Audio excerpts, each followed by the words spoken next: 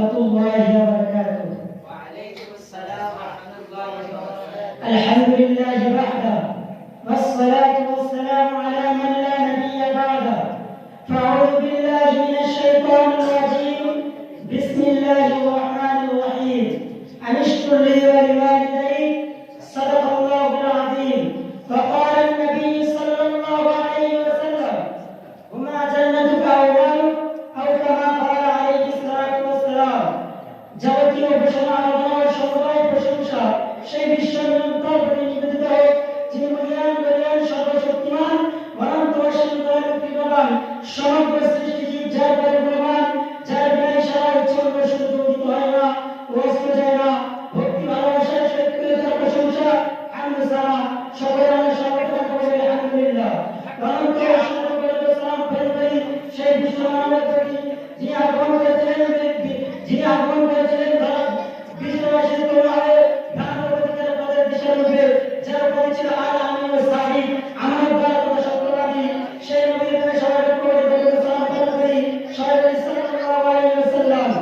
মঞ্চে উপস্থিত সম্মানীয় সভাপতি সাহেব ও মহামান্য বিচারক মণ্ডলী, এক কথায় যারা জ্ঞানে গুণে ও মর্যাদা ও বয়সে তাদের প্রতি যথাযথ শ্রদ্ধা ও সম্মান, আর সমাবেশীদের প্রতি প্রতিদিন প্রীতি ভালোবাসা বয়োজ্যেষ্ঠদের প্রতি ইসলামী জানিয়ে আজকের অনুষ্ঠানে আলোচ্য বিষয় পিতামাতার হক তথা অধিকার সম্পর্কে কোরআন ও হাদিস দ্বারা কিছু আলোকপাত করতে চাই। পিতামাতার হক তথা অধিকার সংক্রান্ত আলোকপাত করার প্রসঙ্গে মহানবী সাল্লাল্লাহু আলাইহি ওয়াসাল্লামের সেই অমূল্য বাণীর কথা স্মরণে পড়ে যায়। ইবনে মাজাহ শরীফে হযরত মুহাম্মদ রাদিয়াল্লাহু তাআলা বর্ণনা করেন, ইন্না রাজুলান ক্বালা ইয়া রাসূলুল্লাহ, এক ব্যক্তি হুজুর সাল্লাল্লাহু আলাইহি ওয়াসাল্লামকে জিজ্ঞাসা করলেন, ইয়া রাসূলুল্লাহ মা হাক্কুল ওয়ালিদাইনি আলা ওয়ালাদিহিমা, অর্থাৎ সন্তানের প্রতি পিতামাতার হক তার অধিকার কি? তখন রাসূলুল্লাহ সাল্লাল্লাহু আলাইহি ওয়াসাল্লাম বললেন, ক্বালা রাসূলুল্লাহ সাল্লাল্লাহু আলাইহি ওয়াসাল্লাম হুমা জান্নাতুক, অর্থাৎ তাদের রাসূলুল্লাহ সাল্লাল্লাহু আলাইহি ওয়াসাল্লাম বললেন, অর্থাৎ তাদের সেবা যত্নে জান্নাতের নামে স্থান পাওয়া যায়। আর নারী আর তাদের সাথে অশ্লীল অসন্তুষ্টি বাড়ায় জাহান্নামে পৌঁছে দেয়। সম্মানিত বন্ধুগণ, শুধু তাই নয়, পিতামাতার আনুগত্য অধিকার সম্পর্কে বলা হয়েছে যে যতক্ষণ পর্যন্ত যার ফলে আইন না হয়, ফলে স্তরে কেবল স্তর থাকে, তখন পিতামাতার অনুমতি ব্যতীত সন্তানের জন্য যার যোগ্যান্ত বৈধ নয়।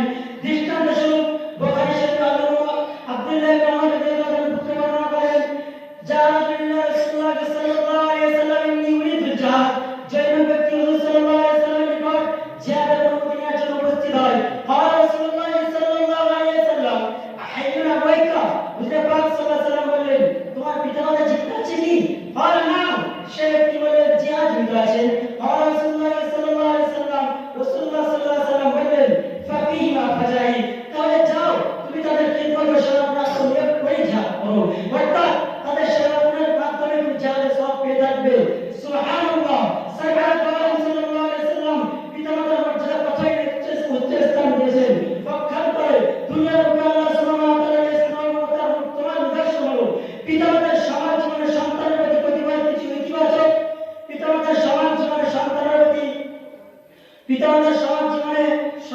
প্রতি সর্বোচ্চ বেশি অনুগ্রহ পিতামাতারই। এজন্য আল্লাহ সুবহানাহু ওয়া তাআলা পবিত্র কোরআনে স্বীয় কৃতজ্ঞ সুন্দর নির্দেশের সঙ্গে সঙ্গে পিতামাতার হক তথা অধিকার করার কথা সুস্পষ্ট এবং কঠোরভাবে নির্দেশ দিয়েছেন। সূরা লোকমানের 14 নম্বর আয়াতে বলা হয়েছে, আনিশকুরনি, তোমরা আমার শুকরিয়া আদায় করো, ওয়ালিদাইক, এবং তার সাথে সাথে তোমার পিতামাতার শুকরিয়া আদায় করো। উল্লেখিত আয়াতে প্রমাণিত হয়েছে আল্লাহ সুবহানাহু ওয়া তাআলা ইবাদত ঘোষণার পর পিতামাতার আনুগত্য অধিকার সর্বাধিক গুরুত্বপূর্ণ। সুতরাং পিতামাতার আল্লাহ তাআলার কৃতজ্ঞ হওয়া নাই, পিতামাতার প্রতি কৃতজ্ঞ হওয়া অপরিহার্য একান্ত কর্তব্য ও দায়িত্ব। মুসলিম শরীফের একটি হাদিসের মধ্যে সাক্ষ্য দেয়, আন আবী হুরায়রা রাদিয়াল্লাহু আনহু قال قال رسول الله صلى الله عليه وسلم, হুজুর আবু হুরায়রা রাদিয়াল্লাহু আনহু বর্ণিত, তিনি বলেন, রাসূলুল্লাহ সাল্লাল্লাহু আলাইহি ওয়াসাল্লাম বলেছেন, রাদিমা আনকুহু, ওই ব্যক্তি বঞ্চিতগ্রস্ত হোক। কিয়া মান ইয়া রাসূলুল্লাহ, সাহাবারা আসলেন, ইয়া রাসূলুল্লাহ, কে আমার হতভাগ্য বঞ্চিতগ্রস্ত? রাসূলুল্লাহ সাল্লাল্লাহু আলাইহি ওয়াসাল্লাম, মান আদরাকা ওয়ালিদাইহি ইনদাল কিবরি ওয়া আহাদুহুমা সুম্মা লাম ইয়াদখুলিল জান্নাহ।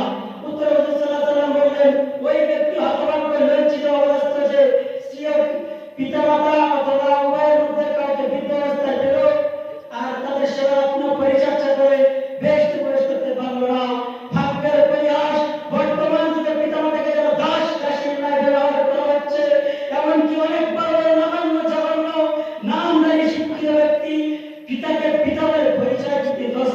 করে।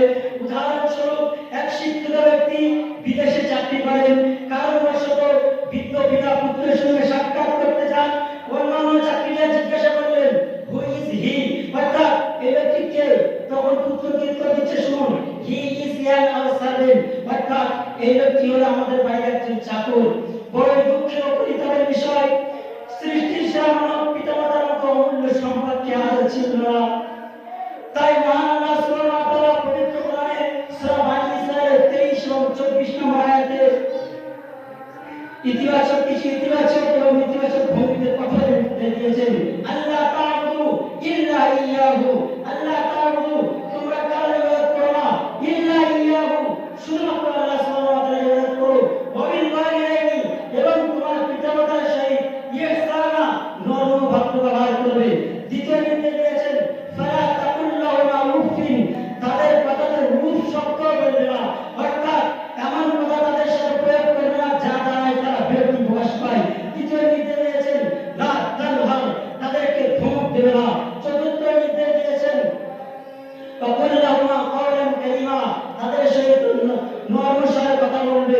পঞ্চম নির্দেশ হলো পিতামাতার জন্য খোদার দরবারে ব্যাকুল চিত্রে প্রার্থনা করো, কুর রাব্বির হামহুমা কামা রাব্বায়ানি সাগীরা, তুমি বলো, হে করুণাময়, তোমার করুণা তাদের প্রতি বর্ষণ করুন, যেমন তারা ছোটবেলা থেকে আমাকে কত যত্ন, স্নেহ, মায়া, মমতা দিয়ে লালন পালন করেছেন।